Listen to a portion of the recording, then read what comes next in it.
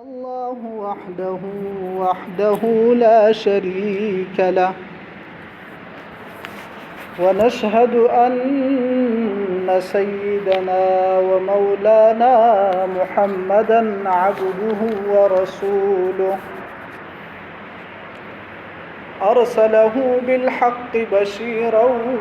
ونذيرا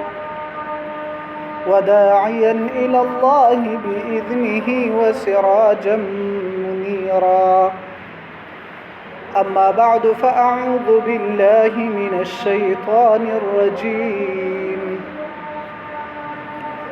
بسم الله الرحمن الرحيم ولقد أرسلنا رسلا من قبلك وجعلنا لهم أزواجا وذرية وما كان لرسول أن يأتي بآية إلا بإذن الله لكل أجل كتاب صدق الله العظيم وبلغنا رسوله النبي الكريم ونحن على ذلك لمن الشاهدين والشاكرين والحمد لله رب العالمين. درود شریف وایي.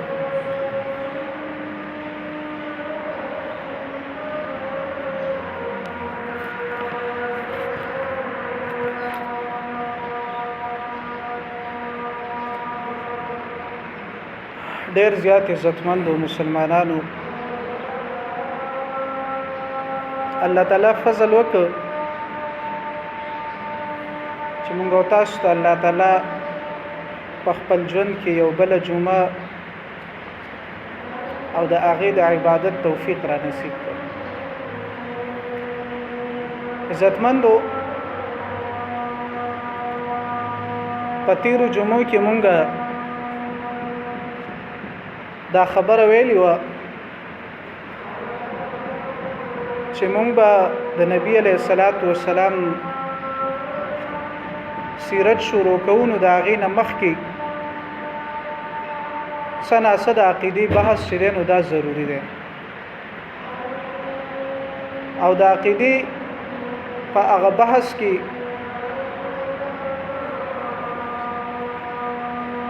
مونږ توحید عقیده او بیا د توحید د عقیدې چې کوم تقاضی دي او مونږ به الله تعالی څنګه یو ګڼو، مونږ به د الله تعالی توحید څنګه منو، هغه مونږ مخکې جمعو کې دا ذکر کړو. نننۍ جمعه کې مونږ د نبی علیه الصلاۃ والسلام سیرت به شروع کوو نو هغې نه مخکې دا خبره ضروری ده چې دا پیغمبران انسان وپېژني چې دا پیغمبر دی څوک او دا الله تعالی سره پر را لېږي او یو انسان چې پیغمبر جوړ شي راولېږلی شي نو په امت باندې د هغه څه حقوق دي، دغه پیغمبر منل به څنګه، دغه پیغمبر باندې به عقیده ساتل څنګه. نو زمونږ نننۍ درس او نننۍ دا خطبه چې ده نو دا به ایمان بالرسل والانبیاء دا به زموږ موضوع چې په انبیای کرامو علیهم الصلوات والتسلیمات باندې به مونږ ایمان څنګه راوړو، د قرنګي انبیای کرام او د قرنګي رسولان. نو کله عزتمندو کله چې الله تعالی عالم انسانیت پیدا کړ نو د دې عالم انسانیت سره الله تعالی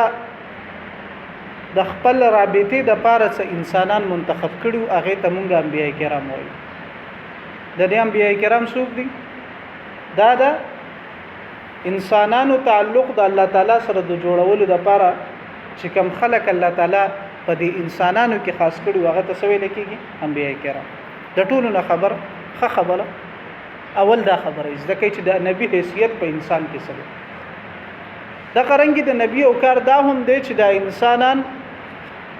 دیول الله تعالی عقل ورکړه دی، د عقل د استعمال حکم هم دیو ته کړه دی. صرف دا خبره نه ده چې دا څومره صلاحیتونه الله تعالی انسان ته ورکړي نو د دې د استعمال حکم هم کړی دی چې ته خپل صلاحیتونه چې دي نو دا استعمال خو چون کې انسان الله تعالی قران کریم کې فرمایي چې وخلق الانسان ضعيفا دا انسان چې دی نو دا الله تعالی کمزور پیدا کړی دی نو انسان د خپل عقل په ذریعہ باندې د ښه او د بد په تمیز کې چې دی نو دا خطا کیږي نو د ښه او د بد د تمیز د لپاره چې دی الله تعالی د خپل تعلیماتو سره یو انسان چې دی نو هغه ته د نبوت د عطیه ورکی هغه بیا راشي او د انسانانو ته وایي چې دا پلان کې سټیک دی او دا پلان کې سیس خطا دی او زټولونه اول دا خبره پیژندل ضروری دي یو دوه اصطلاحات دي او دا په قران کریم کې هم ذکر شوی دي او زمونږ احادیث کې هم ذکر شوی دي دینی چې څومره لیټریچر د نو دا د دین ډک دی یو ته رسول او نبی نو دا رسول او نبی دا د عربی د یو لوی قاعده ده بلاغت قاعده دي ته ویل کیږي چې کله دا الفاظ جدا جدا راشي نو د دینه مراد څه دواړه چې چا ویل رسول نو د دینه مراد څه دی نبی هم دی او رسول هم خو چې کله چا ویل چې نبی نو د دې نبی نه مراد هم څه دی رسول او نبی دواړه دا د عربی قاعده ده چې یو ذکر شو چې یاره پلان نو کومه وسوي نبی علیہ الصلوۃ والسلام د الله تعالی سره رسول دی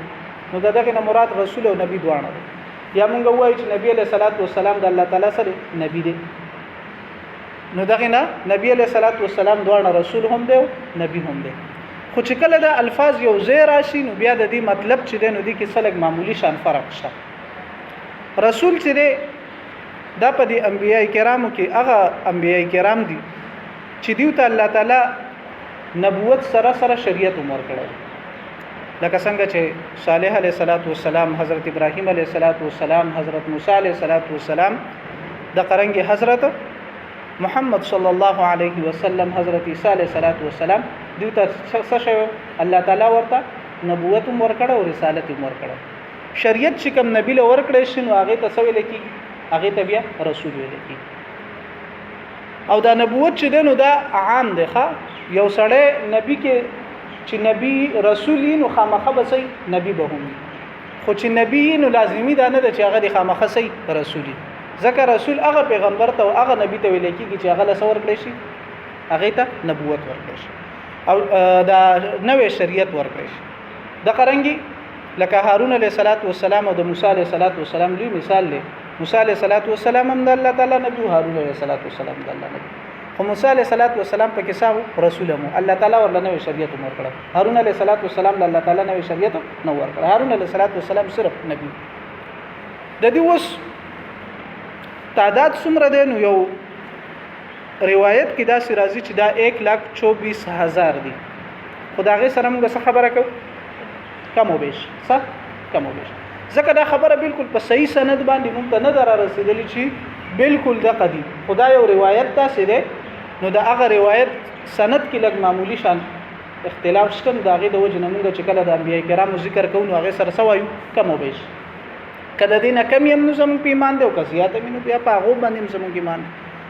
پدې کې بیا د رسولانو تعداد چې دینو دا 313 دی سو ده دا به صحیح حدیث کې دی نبی علیہ الصلوۃ والسلام بیا حدیث کې فرمایي چې دا رسولانو تعداد پدې کې څومره دی دا 313 اوس نبی چې دینو دا په دې انسانانو کې راځي دا به بشري سوي بشر دا سی او بشر دی چې دې ته الله تعالی سور کی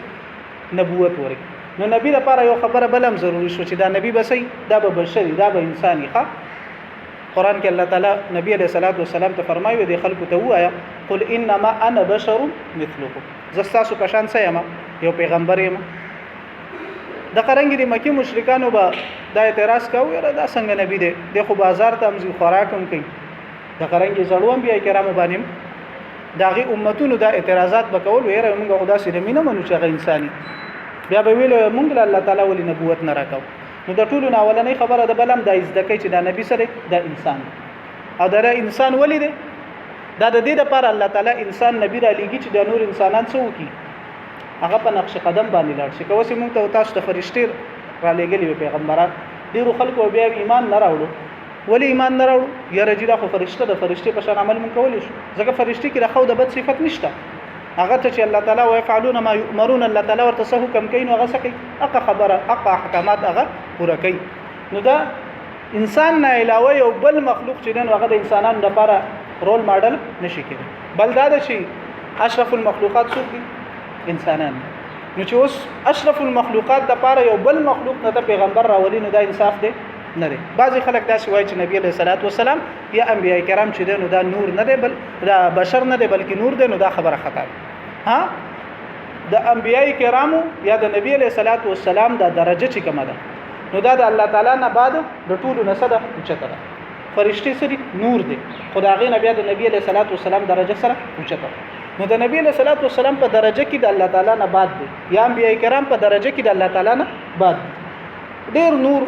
نورم ډیر نورونه شته د فرشتو سره چې هغه بیا د پیغمبر درجه ته بیا نشي رسیدي خدا خبره به چې دا پیغمبر بسې دا به انساني بشر وي او د دې بشري تقاضې به په د باندې مرګ هم راځي د به ژوند هم وي د به بیان هم وي د به خوراک هم کوي د بازار ته هم زی او د چې څومره انساني تقاضې دي دا به پوره کوي خو ګره د عام انسانانو په شان باندې ښه د نبیانو درجه چې دنه دا اوچته بل خبره تاسو دای زده کوي چې دا نبوت چې دنه دا د الله تعالی د طرف نه عادیه ده دا وهابي سیز دی کسبي سیز نه دی وهابي سیز هغه توای چې دا صرف الله تعالی ورکي دا انسان که په خپل ډیر زیات نیک عمل مو کې نو دا نبی جوړې دی نشي نو نبوت چې دی نو دا عادیه ده دا کسب نه دی دا په مهنت باندې نه حاصل کی بلکې دا د الله تعالی طرف نه عادي او چې چاله ورکي نو هغه لې ورکي اوس د نبی چې دی نو د دې دوه قسمه ژوندۍ ده یو د نبوت نه مخکې ده او بل د نبوت نه وروسته ده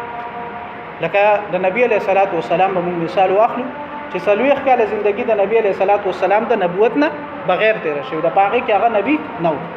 هغه ټیم کې چې څومره خلک راغلي دي او مړ شوی دي دنیا ته په نبی علیہ الصلوۃ والسلام باندې هغه د ایمان راوړل چې نو دا لازمی او فرض نو بلکې په چا باندې ایمان راوړل لازم حضرت عیسی علیہ الصلوۃ والسلام نبی علیہ الصلوۃ والسلام چې کله خپل د نبوت اعلان وکړ او په غار حرا کې نبی علیہ الصلوۃ والسلام باندې لومبي وهراله د دینه مخکې د چا پیغمبر یو د حضرت عیسی علیہ الصلوۃ والسلام پیغمبر یو نو دا خبره یاد کړئ چې د نبی چې د دې د ژوندۍ څو حصے دوه حصے یو د نبوت نمخ کې بل د نبوت نه وروسته د نبوت نمخ کې به موږ تاسو په نبی باندې څنګه عقیده ساتو چې نبی د نبوت نه ورکړل شوی نو د ګناهونو نه محفوظي صحیح د ګناهونو نه محفوظي د نبوت نه بعد نبی چې دنو د ګناهونو نه شي معصوم شي بیا د دینه ګناه نکي لکه روایتو کې دا راځي چې ځل نبی علیہ الصلوۃ والسلام داسې دغانو بجانو هغه ټیم کې به دا محفلونه کېده د روانو نو نبی علیہ الصلوۃ والسلام یا اغیله تلو یا په لار کې څه چل شو نبی علیہ الصلوۃ والسلام د شو هغه محفل اوریدل نو دا قرانګي ده نبوت نه مخکې انبیای کرام د ګناهونو نه سدي محفوظ دي او د نبوت نه بعد بیا دا نبی چې دینو دا د ګناهونو نه شي معصوم شي د نبی ګناه نه کی کم کمزوري و غیره وشي وقتی تور باندې الله تعالی ډایرکټ د نبی سره راهنمایي کوي ځکه جنگ بدر کې چې کله قیدیان رااله نبی علیہ الصلوۃ والسلام د حضرت ابوبکر رضی الله تعالی عنہ په تجویز باندې هغه قتل نکړه او د هغه نه بازو نه فدیه واغستې شو او بازو نه سي چلو شو د قرنګي د هغه چې کم د مسلمانانو بچي وغه ته لیکلو خو دا فیصله د الله تعالی نو خو خن الله تعالی سو کړه لګي زور نه و د قرنګي غزوه تبوک کې موږ تاسو ویلي دی په درس کې چې نبی علیہ الصلوۃ والسلام سي چلو منافقان براتله او عذر به کاو چې یره چې موږ جهاد لنه شوتله یا د هغه نه بعد نبی علیہ الصلوۃ والسلام دا غي سکو اجازت به ورته الله تعالی قران کې څه فرمایي عف الله عنك لما اذنت له الله تعالی معاف کړی خو څه شل اجازت به دیو لنه ورکولې چې د دیو د فرق د مسلمانانو سره بالکل څه شوی واضح شوی نو چې کله د نبوت نه بعد بیا داسې معمولی کمزوري و غیره کیږي هغه بیا د نبی چې دینو دا غي څه کیږي راهنمایي کیږي لکه حضرت عبد الله بن ام مکتوم رضی الله تعالی عنه نبی علیہ الصلوۃ والسلام د کافرانو سردارانو سره ناستو د دعوت په سلسله کې او د راغ نبی علیہ الصلوۃ والسلام د لک سیټ تک نو الله تعالی سو په سورته عباسه نازل کړ چې تا د دنه د تندې ولې ترې کو د دې ولې سیټ تک ځکه د الله تعالی په نسبت د مشرکان او غلویل سرداران چې داغونه عبد الله بن ام مکتوم رضی الله تعالی عنه چې د پسترګو نبینا صحابي دا زیات غوړ نو د قشانتی د نبوت نه بعد نبی نشي د ګناه نه کیږي البته کم کار چې خلاف اولا وشي چې دا کار نه کېدل پکارو نو هغه بیا الله تعالی سکی داغي راهنمایي کیږي د پیغمبر وخت بل د نبی علیہ الصلوۃ چې کله یو پیغمبر دی د امت د پاره کله رول ماډل کله نمونی دا د نبوت نه بعد نمونی ښه د نبوت نه مخکې چې نبی کوم اعمال کړي نو هغه په امت باندې فرض هغه اطاعت په امت باندې فرض نه د نبوت نه بعد چې بیا نبی کوم عمل کړي د نبی کوم اخلاقی د نبی کوم تعلیمات نو دا سیدا بیا په مسلمانانو باندې منل چې دینو دا لازمي بل چې دینو د نبی بارکه ومغه دا عقیده ساتو چې نبی صاحب معجزې صاحب معجزه کم کارته ویل کیږي معجزه هغه خلاف عقل کارته ویل کیږي چې په هغه اسباب سره داغه کېدل ممکن نه نو دغه تسویل کیږي معجزه د نبی بارکه ومغه دا عقیده ساتو چې نبی به صاحب معجزې خدا معجزه چې دنو د دې د طاقت او د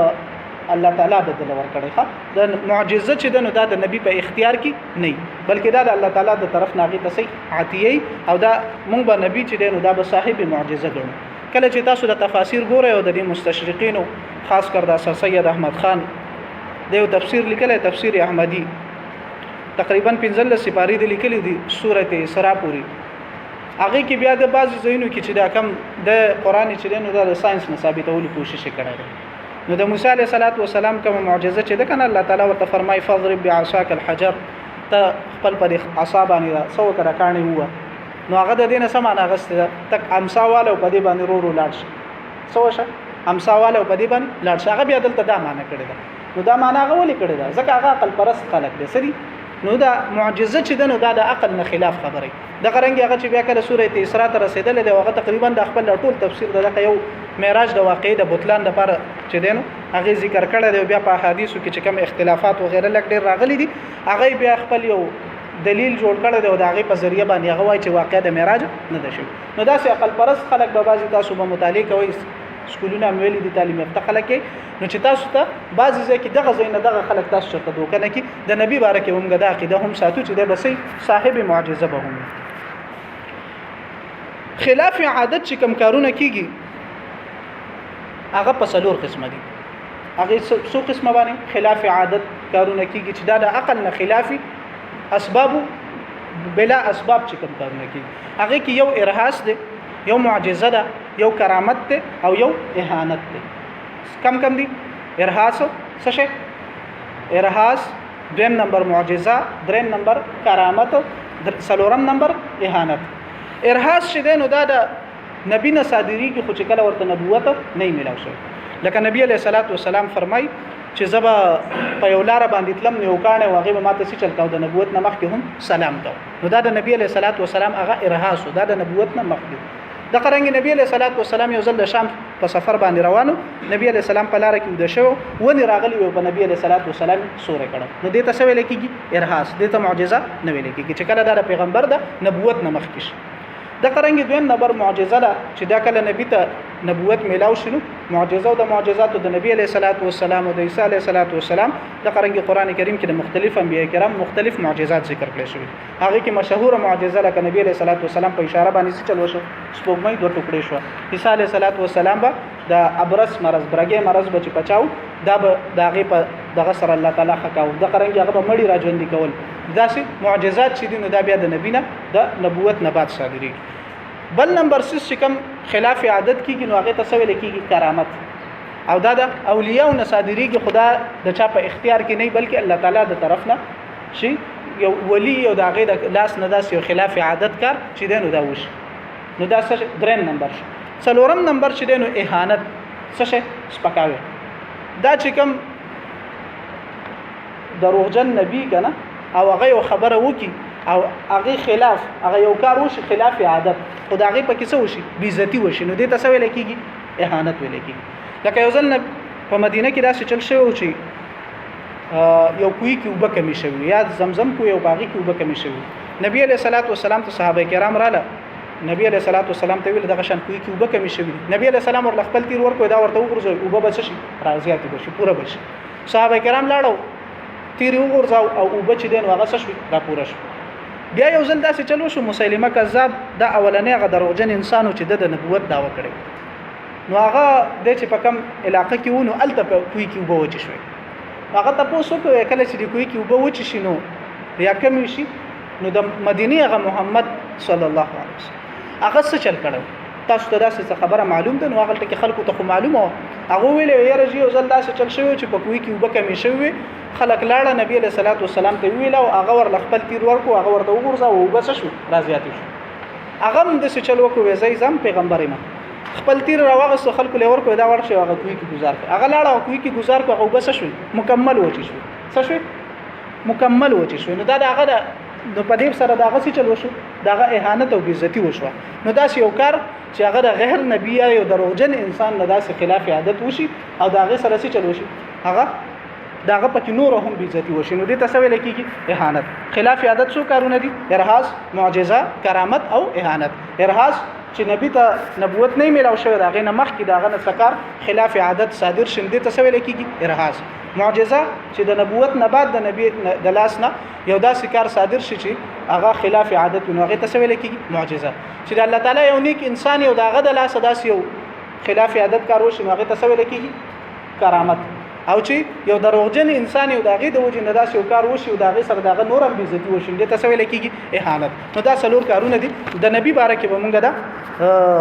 دا عقیده لرو چې نبی بسې صاحب معجزه دی بل خبره به مونږ د نبی علیه الصلاۃ والسلام او د انبیاء کرامو په عقیده کې دا خبره لرو په ذهن کې چې نبی نه نبوت نه معزول کیږي نه لکه زموږ استاد ملک څومره صدران او وزیر اعظمان او څومره ذمہ داران اکثر څه شي چې دا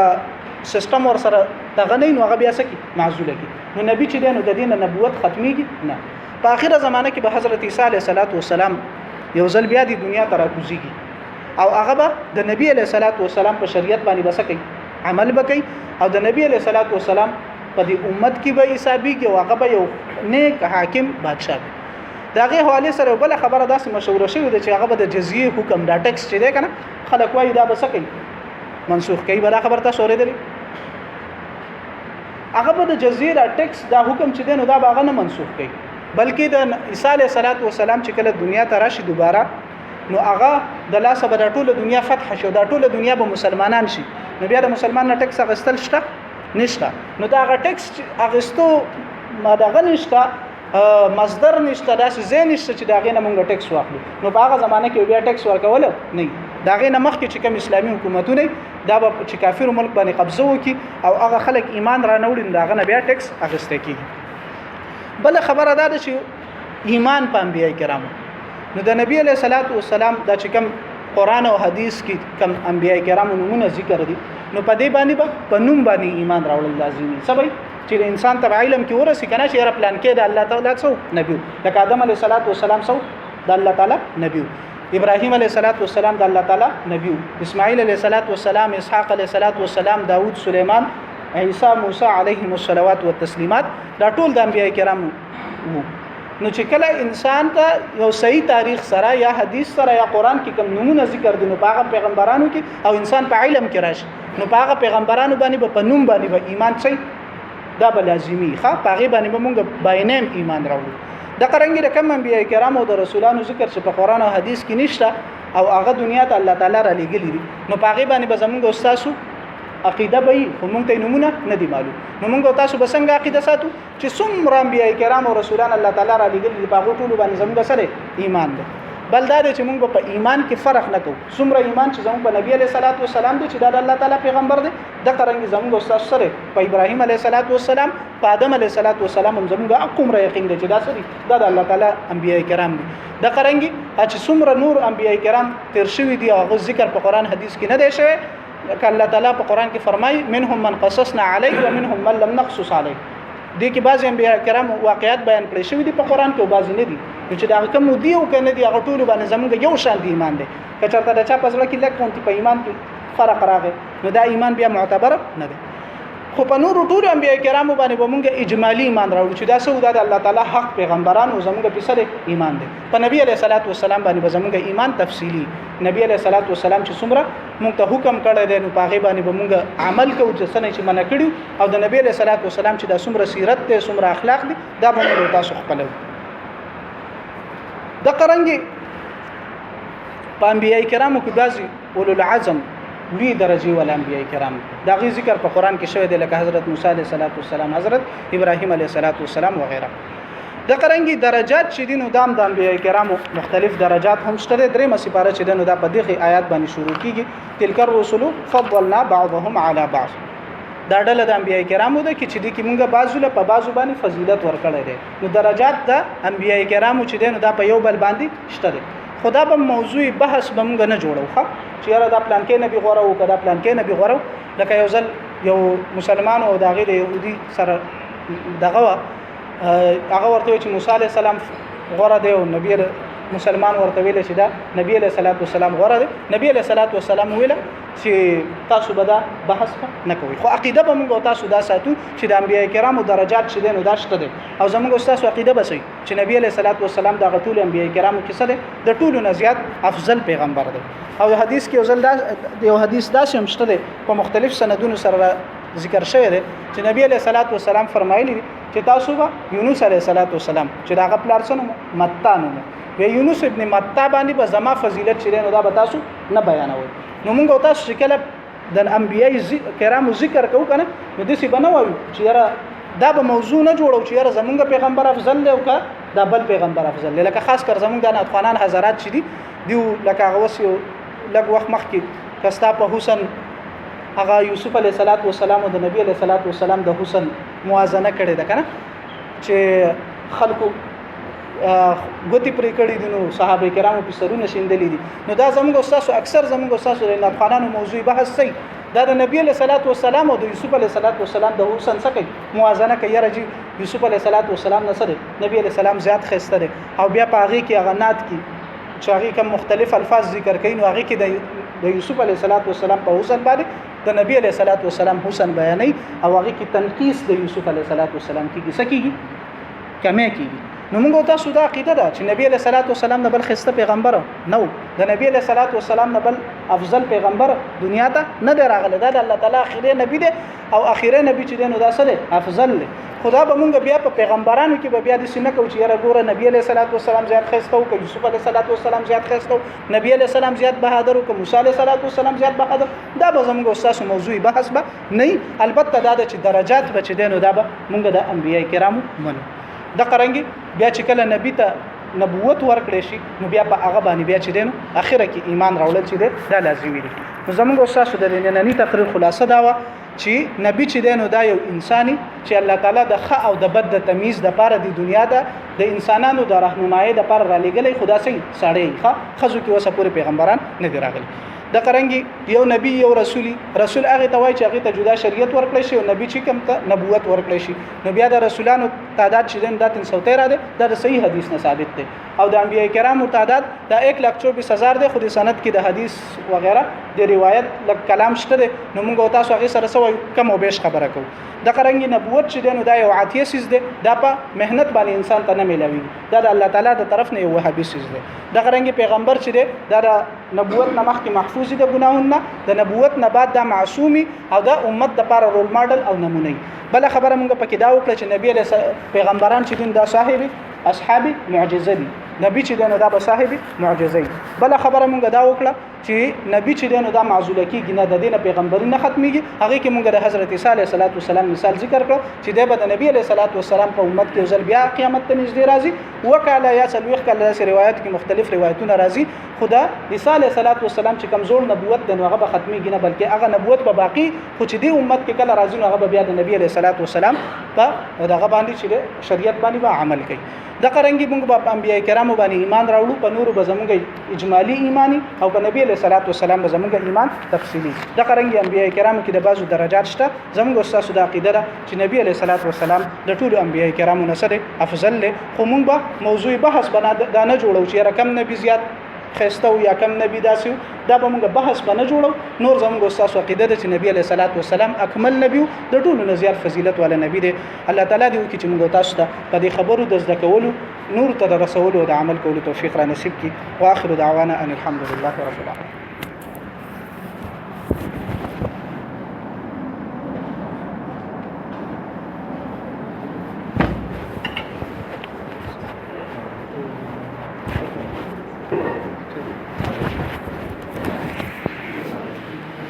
مانځنه بعد به